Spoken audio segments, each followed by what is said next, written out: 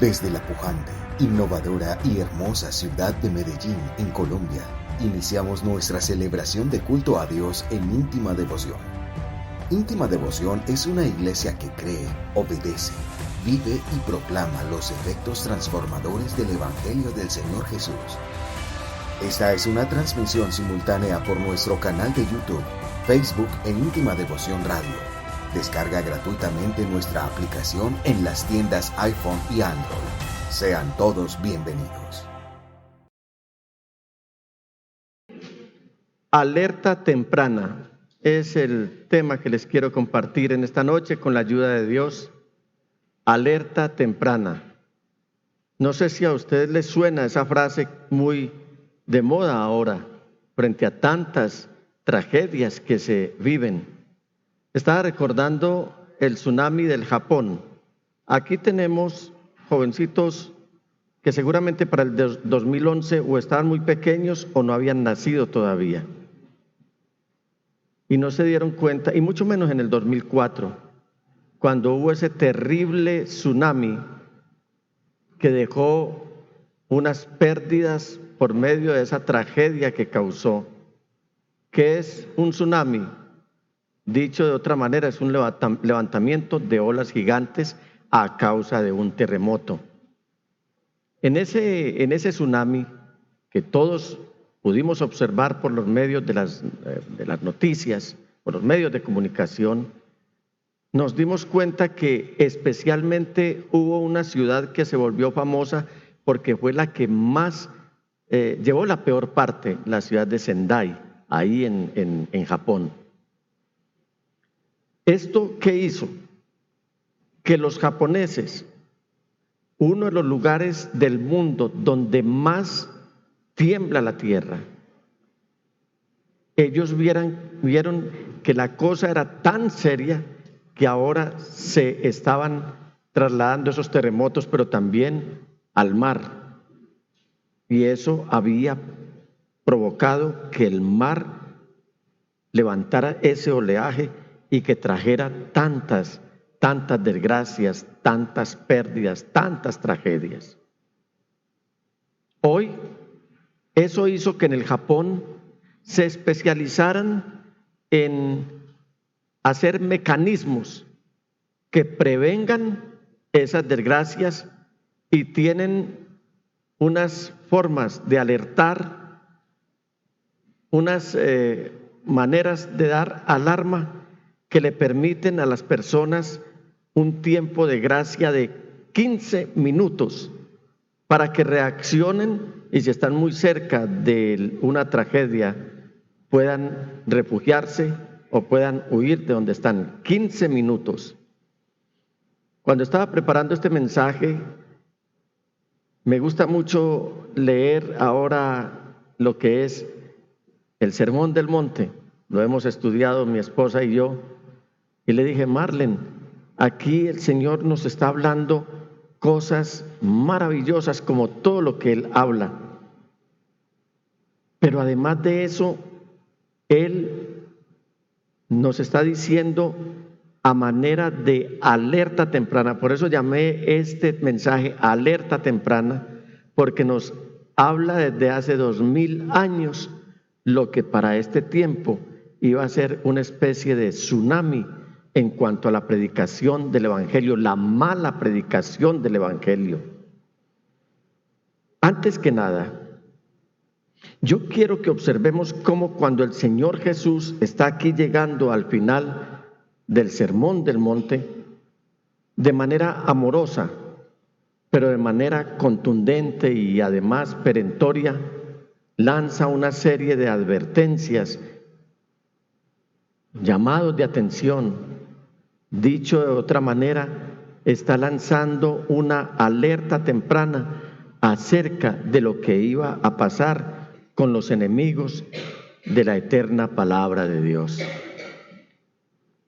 Quiero aclarar que aunque el Señor nos hace una advertencia aquí en este mismo capítulo, en el versículo 1, de no juzgar las intenciones de las personas, sí nos dice que seamos contundentes al momento de señalar las herejías y el daño que se le hace a la palabra del Señor, identificando a quienes las predican, las herejías, dañando la palabra del Señor, predicándolas a diestra y siniestra.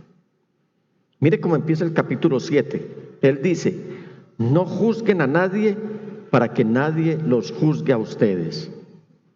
Entonces él va a empezar lanzándonos una alerta temprana desde hace 2000 años para que hoy no caigamos en las trampas de los que vienen dañando la palabra del Señor. No porque la palabra del Señor sea proclive a que el hombre la dañe. La palabra del Señor es eterna. Él dice: los cielos y la tierra pasarán, pero mis palabras no pasarán. Sino que el daño se causa es al momento de transmitirla, y si hay personas que creen en esos engaños, entonces van a sufrir el daño igual al que están recibiendo quienes le están predicando. En una alerta temprana, lo primero que le dicen a uno es: tenga cuidado, tenga cuidado. Uno, el cuidado. Vamos a los versículos 15 y 16 del Evangelio según San Mateo. Él dice: cuídense. O sea, esto es responsabilidad de cada uno. No le está diciendo al pastor: cuide a la gente de que no vayan a caer en el engaño. ¿No es que nosotros no podemos estar en sus casas diciéndoles si prenden el televisor en X o Y canal donde hay falsos predicadores y falsos profetas? No podemos estar dándonos cuenta ni censurándoles que están oyendo por medio de predicaciones falsas. Entonces, ¿qué viene diciendo el Señor? Él va a decir lo siguiente: cuídense de los falsos profetas. ¿A quién está diciendo? Esto es responsabilidad de quién, de cada uno. Nosotros sí les lanzamos estas alertas tempranas, las reforzamos, las recordamos más bien. Y él va a decir de la siguiente manera: vienen a ustedes disfrazados de ovejas, pero por dentro son lobos feroces. Vienen enmascarados, vienen con antifaces, vienen con mecanismos, vienen con palabras dulces, vienen con expresiones en muchos casos bíblicas, pero disfrazadas, son flechas envenenadas. Pero dice en el versículo 16: por sus frutos los conocerán. Y dice: ¿acaso se recogen uvas de los espinos o higos de los cardos? O como decimos por acá, no se le pueden pedir peras al olmo. No puede una persona, por mucho que se esfuerce en querer aparentar, predicar santidad cuando él no está viviendo la santidad. Eso inmediatamente es identificable por medio de aquellos que tienen el bautismo del Espíritu Santo. Porque el Espíritu Santo nos permite a nosotros discernir y no dejarnos engañar. Mire que él está comparando, coge dos figuras, solamente para no hablar siquiera de las uvas y de los espinos, de los higos y de los cardos. Hablemos de los lobos. El espíritu del lobo. ¿Qué será el espíritu del lobo del cual nos está hablando el Señor aquí? Esas son criaturas, son seres espirituales que se posesionan de estos falsos profetas. Esas figuras del espíritu del lobo que se han infiltrado en algunos sectores del cristianismo y que ellos, con conocimiento propio o sin él, no se dan cuenta que esos son los espíritus que están invocando los chamanes para todos sus aquelarres. ¿Cómo es una figura de un lobo? Tiene un aspecto transparente, un aspecto atractivo, tiene una manera de presentarse Pero hay algo terrible, y es que la mordedura es tan peligrosa como la mordedura de una serpiente que inyecta su veneno, y si no se le corre a tiempo, va a haber una víctima o muchas víctimas. La mordedura de un lobo es como la mordedura de una bestia. Estas manifestaciones que hoy están en boga, que están abundando y que están cautivando la mente de muchos cristianos y por supuesto de muchos no cristianos, son fuertes, manifestaciones fuertes, y se vuelven más fuertes cuando son invocadas con la ayuda voluntaria del espíritu de la muerte. Palabras más, palabras menos. El Señor está diciendo, cuídense de los falsos profetas, porque una mera mordedura de uno de ellos los va a matar espiritualmente. Eso es lo que está diciendo el Señor. En Isaías, y en días pasados, estuve compartiéndoles a ustedes acerca de los profetas, y estaba recordando ese mensaje, y extraje un texto que les prediqué en días pasados, como les dije, en Isaías 44, 24 y 25, que dice, así dice el Señor. A mí me gusta esa expresión. No dice que lo dice otra persona o un ser distinto, dice, son palabras propias del dueño de esta palabra. Y dice, así dice el Señor, o sea, es una palabra contundente y verdadera. Una palabra que corta, una palabra que tiene efecto en la vida de las personas. Así dice el Señor, quien te formó en el seno materno. Yo soy el Señor que ha hecho todas las cosas. Yo solo desplegué los cielos y expandí la tierra. ¿Quién estaba conmigo? Versículo 25. Yo frustro las señales de los falsos profetas y ridiculizo a los adivinos. Yo hago retroceder a los sabios y convierto su sabiduría en necedad. ¿Quién lo está diciendo? El Señor Todopoderoso.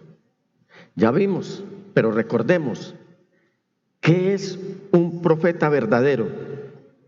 Un profeta verdadero es una persona previamente escogida por Dios, que recibía un mensaje para ser transmitido a la gente, es decir, que Dios se estaba comunicando con el humano a través de la profecía.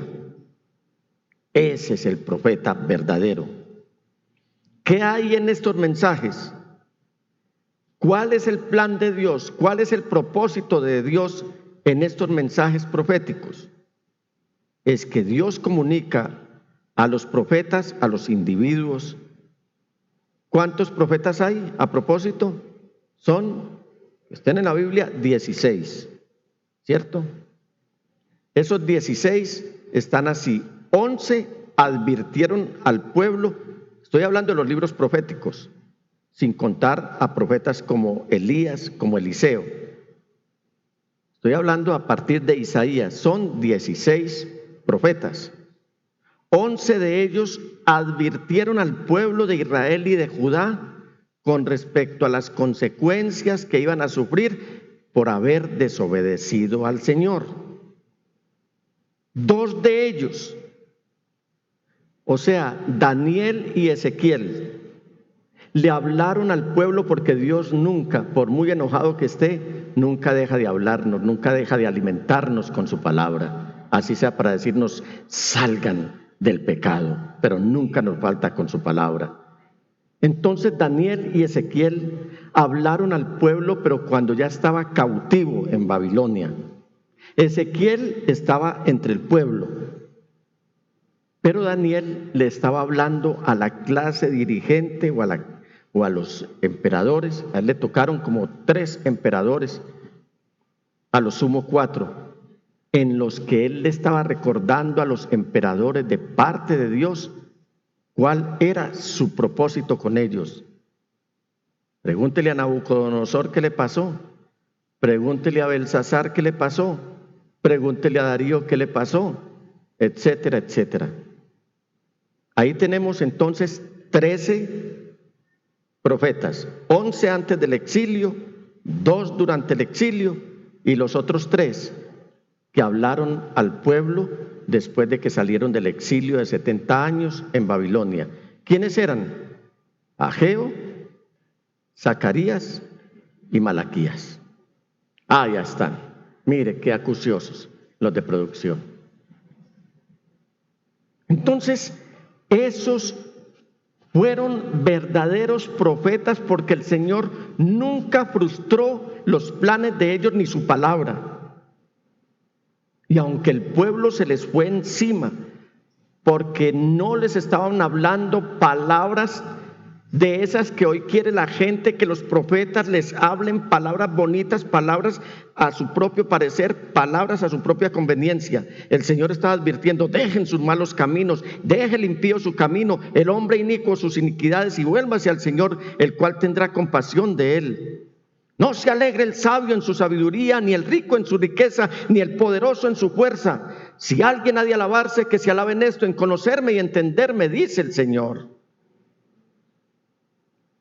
Y usted puede ver los mensajes tan contundentes por estos santos hombres de Dios, palabras que se cumplieron al pie de la letra. Por eso estos mensajes, a través de ellos, Dios está comunicando a todos nosotros.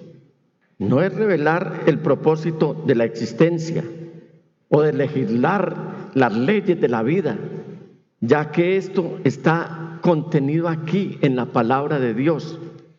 Mucho menos hacer mercadería con falsos mensajes aduciendo que son palabra de Dios, como lo están haciendo hoy los falsos profetas. Cuando el Señor está diciendo cuídense de los falsos profetas, nos está diciendo algo a lo que debemos prestarle atención, porque hoy estamos inundados de falsos profetas que en nombre de Cristo Jesús están hablando, pero cuando ya desarrollan su mensaje son mentiras, hechicerías y adivinanzas. Una vez que Dios transmitió el mensaje con la revelación en el monte Sinaí, que el Señor Jesús enseñó en el Sermón del Monte, en cierto sentido, es lo que nos dejó a nosotros todo este mensaje para que lo escuchemos, para que lo escudriñemos, para que lo estudiemos, para que lo obedezcamos, es decir, lo pongamos en práctica, para que lo prediquemos y lo expliquemos a través de los discipulados como los que estamos haciendo en íntima devoción. Cuando menciono íntima devoción, yo no quiero establecer una diferencia o decir que nosotros somos la mejor iglesia o que somos la única iglesia. Como responsables los pastores de esta congregación, tenemos que hablar de nuestra propia casa y no de lo que está pasando en la casa de los vecinos. Aquí se está discipulando. El pastor tiene un discipulado los jueves en su propia casa. ¿Qué es el discipulado?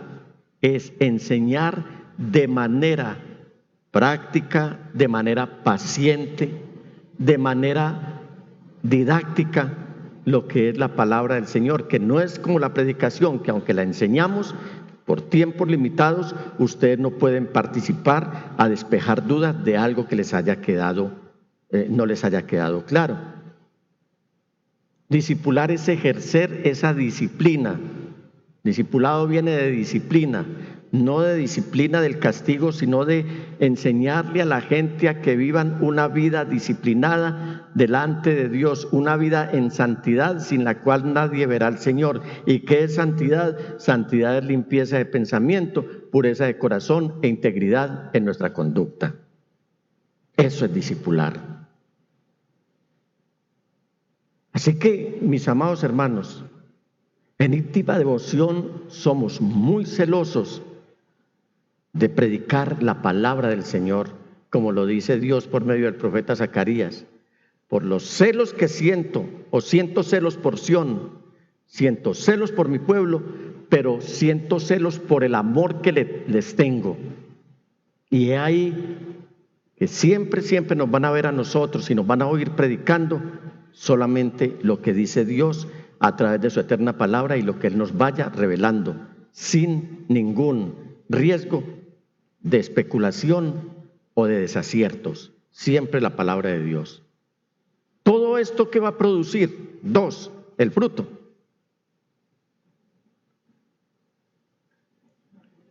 Y aquí vamos a hablar del fruto de los que llegan desde afuera, de esos que no tienen nada para hacer, están vagando, que se aprenden 1 o 2 versículos de la palabra del Señor o que van a una escuela de profetas donde les enseñan disque a profetizar y aparecen mofándose y haciendo alarde de que son unos alguien cuando son unos don nadie. Versículos 17 al 20 dice: del mismo modo, eso está diciendo el Señor Jesús, todo árbol bueno, ¿qué da? Fruto bueno, pero el árbol malo da fruto malo. Y usted dirá, pero el Señor sí está diciendo unas cosas lógicas. Mire, sí son lógicas aparentemente, pero está diciendo unas palabras para llamarnos la atención, precisamente porque lo que está diciendo es que no nos vamos a dejar enredar y que no caigamos en el engaño, porque hay cosas que parecen buenas, pero que no lo son. Hay cosas que tienen apariencia, pero que no lo son. Versículo 18. Un árbol bueno no puede, o sea, es imposible dar fruto malo. Y un árbol malo es imposible o no puede dar fruto bueno. Todo árbol que no da buen fruto se corta y se arroja al fuego.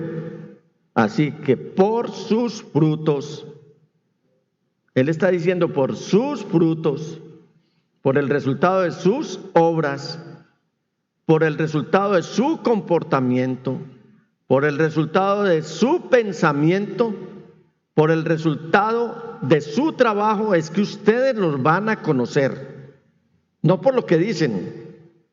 El Señor no nos manda a identificar a los profetas por lo que dicen, sino por el fruto que están mostrando, que están dando. Eso es lo que dice el Señor aquí. Y así como un árbol bueno produce buenos frutos, una persona buena, un hombre de Dios, y cuando hablo de hombre de Dios no solamente me refiero a pastores, que los hay, a obreros que los hay, a misioneros que los hay, me estoy refiriendo al hombre y a la mujer que son hijos de Dios.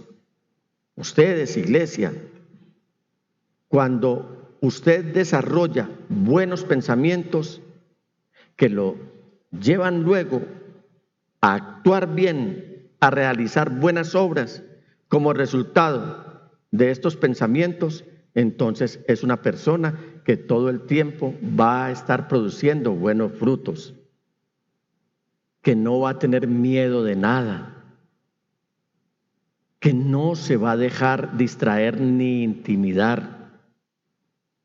Hermanos, hoy hay una cosecha de hombres que están llenos de miedo. El miedo es inherente al ser humano, sí. A todos nos da miedo, pero no debe ser el miedo quien nos gobierne, sino que nosotros debemos dominar el miedo. Y sería muy bueno que los que tienen miedo revisaran si están teniendo buenos pensamientos.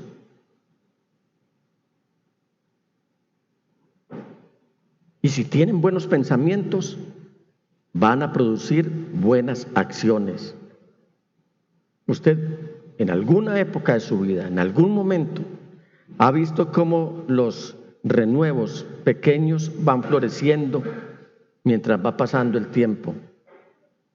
Hoy hablaba con Marlene esta mañana mientras hacíamos nuestro tiempo devocional y ella me decía cosas tan sencillas que están en la palabra del Señor.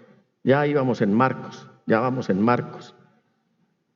Y ella decía, mi hijo, es algo tan lindo que sea de día o de noche, o así tenga usted el ojo encima de lo que ha sembrado, no puede ver el crecimiento, porque es un crecimiento paulatino, casi que imperceptible, y ese crecimiento solamente lo da Dios. ¿Qué pasa cuando el renuevo está creciendo?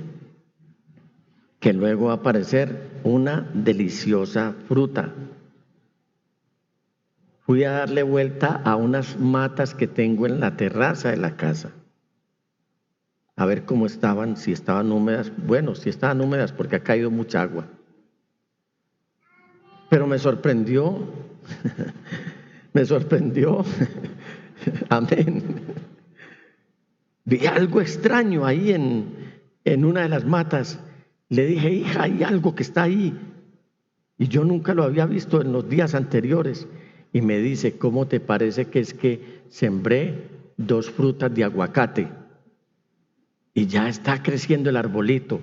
Y me dijo, una de esas matas que ya está crecidita es para un hermano de la congregación que tiene una finquita, y entonces yo le prometí que le iba a llevar esos arbolitos. Yo le dije, ¿y el otro? Cuando eso crezca, ¿qué vamos a hacer? Bromas que le hago. Pero me pareció tan lindo ese renuevo ahí, saliendo un palito de aguacate, y creo que hay uno como de mango. 2 de aguacate y 2 de naranja, imagínese usted. Entonces, ¿cómo logramos nosotros esto de producir buenos frutos? Fortaleciendo nuestros pensamientos, esos pensamientos que el Señor nos está permitiendo tener a través de la renovación permanente de nuestra mente. Pensamiento, no estoy hablando de meditación trascendental, no estoy hablando de positivismo, estoy hablando de la renovación, no de la refacción y no de la reformación de la mente. Hoy hay mucho reformado por ahí. El Señor no vino a reformar nada, Él vino fue a renovar, a ser hombres nuevos y mujeres nuevas. Que pensemos santidad, entonces estos van a dar a luz buenos actos. Pero un árbol malo siempre será identificado por sus malas intenciones y por sus malas acciones. Y desgraciadamente de esto hay en la iglesia también. Cristianos que están manifestando todo el tiempo sus malas intenciones con sus malas acciones, en el hogar, en el trabajo, en la universidad, en el colegio, en la calle, en todos los ámbitos donde se mueven y dicen ser cristianos. ¿Cómo desarrollamos entonces buenas intenciones? ¿A dónde comienza todo? En la mente. Todo comienza en la mente. Cuando aprendemos y entendemos lo que Dios quiere, sabemos qué es lo que se supone que debemos hacer. Y ahí es donde cabe lo que el Señor está diciendo: cuídense. Vamos un momento a lo que nos dice el apóstol Pablo, que es algo supremamente importante que nos deja ver a las claras qué es lo que nos permite ser fructíferos. Capítulo 12 de la epístola del apóstol Pablo a los romanos. Versículos 1 y 2. Por lo tanto, él en el capítulo 11 termina la doxología. Todo es del Señor, por Él y para Él. Entonces él está diciendo, por lo tanto, hermanos, ¿a quién le está hablando? A usted y a mí. No le está hablando al impío, no le está hablando al mundano, le está hablando a usted y a mí. Nos dice, por lo tanto, hermanos, tomando en cuenta la misericordia de Dios, es decir, no ignorando la misericordia de Dios, teniéndola en cuenta permanentemente, le ruego que cada uno diga, cada uno de ustedes en adoración espiritual ofrezca su cuerpo como sacrificio vivo, santo y agradable a Dios. No se amolden al mundo actual. No den por sentado que hay que aceptar el aborto, que hay que aceptar el lesbianismo, que hay que aceptar el homosexualismo, que hay que aceptar el feminismo, que hay que aceptar todo lo que se está moviendo en esta esfera mundanal, que hay que aceptar el pecado, porque hoy al pecado ya no lo están llamando pecado. Entonces él está diciendo, no se amolden, es decir, no se dejen meter en ese molde en el cual el mundo se está moviendo, sino sean transformados mediante la renovación de su mente. Así, esta palabra es para aquellos que dicen, ay, ¿cuál será la voluntad de Dios? No sé cuál es la voluntad de Dios para mi vida. Aquí les voy a decir cuál es la voluntad de Dios para su vida. Si usted deja que el Espíritu Santo renueve su mente y que con esa renovación de su mente usted tenga buenos pensamientos y que a través de esos pensamientos usted tenga buenas acciones, entonces su mente va a estar renovada y aquí usted va a comprobar cuál es la voluntad de Dios. Buena, agradable y perfecta. La palabra del Señor, bendito sea Dios por su eterna palabra, bendito sea Dios por este sagrado libro, bendito sea Dios por lo que nos escribe aquí en la Biblia. Nos está recordando que somos comparados con los árboles que dan fruto. A través de nuestro estudio de las Sagradas Escrituras llegamos a comprender y saber, pero tenemos que asegurarnos de que nuestro conocimiento tenga frutos, buenos frutos. Y esto tiene que causar buenos pensamientos que solo se logran a través de la renovación de nuestra mente, como lo acabamos de leer, y estos a su vez terminarán produciendo acciones de bien. En Lucas 24:45, mire cómo dice el Señor. En ese episodio, después de que Él resucitó, que va camino a Emaús, que luego regresa a Jerusalén con los dos que Él se había encontrado después de la resurrección, y ya reunido con los apóstoles, porque ahora ya son apóstoles, esos sí son apóstoles porque lo vieron resucitado, Él les empieza a compartir algo y hacer una obra maravillosa en ellos. Les dice que les abrió el entendimiento para que comprendieran las Escrituras. Usted puede hacer una petición en esta noche al Señor. Dígale al Señor de una manera muy breve. Dígale, Señor, abre mi entendimiento para que pueda comprender tu palabra, para que pueda comprender las Escrituras. Podría uno ir a Harvard, podría ir a la mejor facultad de teología, podría uno ir al mejor seminario bíblico, pero si el Señor no le abre a uno el entendimiento, va a estar nulo, no va a comprender las Sagradas Escrituras. ¿Sabes por qué hay tanto predicador y profeta dañino, nocivo, por ahí rondando y buscando con sus mensajes traídos de sus cabellos y regidos bajo sus propios pensamientos? Porque no han querido aceptar que quien revela su palabra es el dueño de esta palabra. Es la palabra hecha hombre, cuyo nombre es Jesús el Señor, nombre sin igual. Por esa razón, nosotros debemos tener mucho cuidado y permanecer en alerta máxima con todos aquellos que, disfrazados de líderes, afirman haber sido enviados por Dios y hablar en su nombre, aunque su mensaje lleve a las personas por el camino equivocado.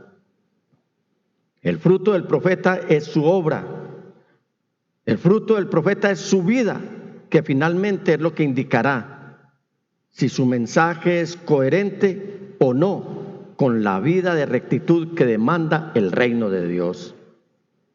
Los falsos profetas producirán un mal fruto que incluye dirigir al pueblo a seguir a los falsos dioses o inclusive a pronunciar profecías que no se cumplen. ¿Cuáles son los resultados de un árbol malo?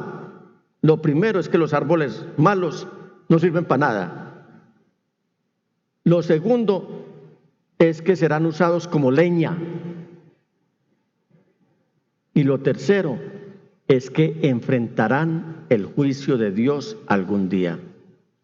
Esto pasará con los que entran en la iglesia a torcer la palabra de Dios y a engañar de ser posible a los escogidos. Ahora veamos los que obran estando infiltrados dentro de la iglesia. 3, los infiltrados. Versículo 21 al 23. No todo el que me dice Señor, Señor, entrará en el reino de los cielos, sino solo el que hace la voluntad de mi Padre que está en el cielo. ¿Y cuál es la voluntad de Dios? Ya lo vimos, es hacer lo bueno, hacer lo agradable y hacer lo perfecto. Ese es el que entra en el reino de los cielos. Muchos me dirán en aquel día, Señor, Señor, ¿no profetizamos en tu nombre y en tu nombre expulsamos demonios e hicimos muchos milagros? Entonces les diré claramente, jamás los conocí, aléjense de mí, hacedores de maldad. Mira estas 3 frases. Aléjense de mí. No, la primera, en azul. Jamás los conocí. ¿No les parece muy dura esa palabra? Aquellos que van a recibir esa palabra que dijeron en tu nombre, esos que para todo es el nombre de Jesús, y tenemos el nombre de Jesús revelado, invocamos el nombre de Jesús, bautizamos en el nombre de Jesús, y los trinitarios no han recibido la revelación del nombre y juegan con el nombre de Jesús, no sabiendo la potencia que significa el nombre glorioso del Señor Jesús, que es el nombre de Dios. Juegan con él, hasta lo invocan. Ven una cucaracha, hay poder en el nombre de Jesús. Cae una gotera, hay poder en el nombre de Jesús. Por todo es el nombre de Jesús. Esos que invocan el nombre de Jesús sin la autoridad del dueño de ese nombre van a recibir estas palabras: jamás los conocí.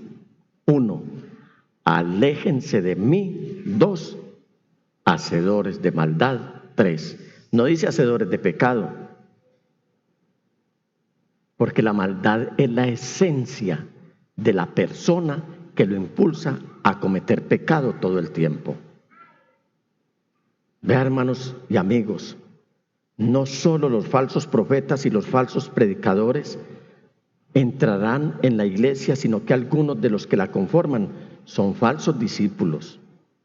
El Señor Jesús advirtió a manera de alerta temprana que algunos invocarían y se atreverían con la boca a confesar a Jesús como Señor, enmascarando de esa forma a un corazón cargado de maldad.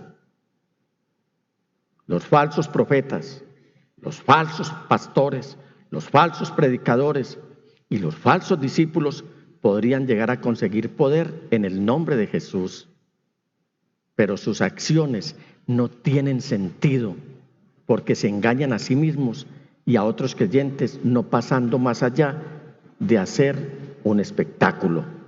Por eso es que estamos tan llenos de espectáculos. El Señor no hacía espectáculos. Él a los demonios solamente les hablaba: fuera, desalojen, punto. Él no empezaba a pisotear, él no pensaba, mire, cuando el diablo ve a esta gente haciendo estos espectáculos tan grotescos, se ríe, se burla. Usted quiere ver al diablo temblando y a los demonios huyendo. De la manera más fácil los podemos echar fuera, doblando las rodillas delante del dueño de todos los espíritus, del que los gobierna, del que es soberano sobre todas las huestes ya sea en el cielo, en la tierra, en el infierno, donde sea, en el nombre de Jesús, porque la lucha espiritual se gana espiritualmente. Alabado sea el Señor.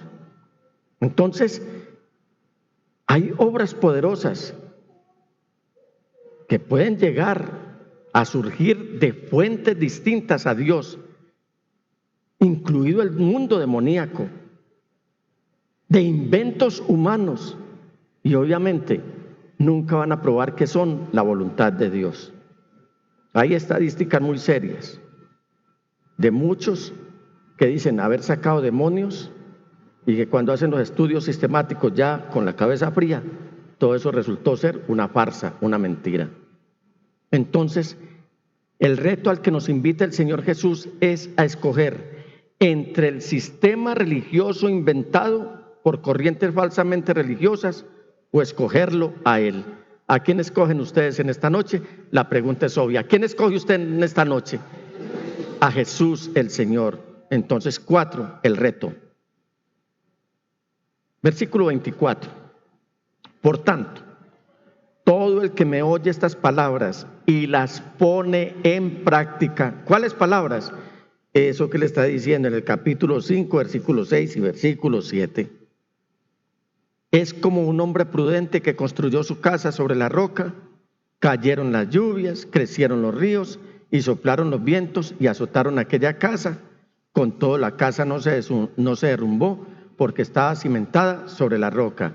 Esa roca tiene un nombre, la roca eterna de los siglos, Cristo Jesús. Pero todo el que me oye, mire que estos también oyeron estas palabras y no las pone en práctica, es como un hombre insensato que construyó su casa sobre la arena. Cayeron las lluvias, crecieron los ríos y soplaron los vientos y azotaron aquella casa, y ésta se derrumbó, y grande fue su ruina. Cuando Jesús terminó de decir estas cosas, las multitudes se asombraron de su enseñanza. Ya no los deslumbraban tanto los milagros. Ya no lo buscaban a Él por los milagros, sino por las enseñanzas. ¿Sabe por qué? Porque, diga conmigo lo que está en letra grande, en letra azul. Porque les enseñaba como quien tenía autoridad y no como los maestros de la ley. Desde la pujante, innovadora y hermosa ciudad de Medellín, en Colombia, hemos transmitido la celebración de culto a Dios en íntima devoción. Íntima Devoción es una iglesia que cree, obedece, vive y proclama los efectos transformadores del Evangelio del Señor Jesús.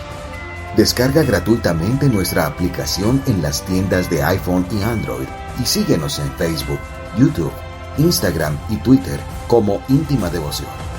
Hasta pronto.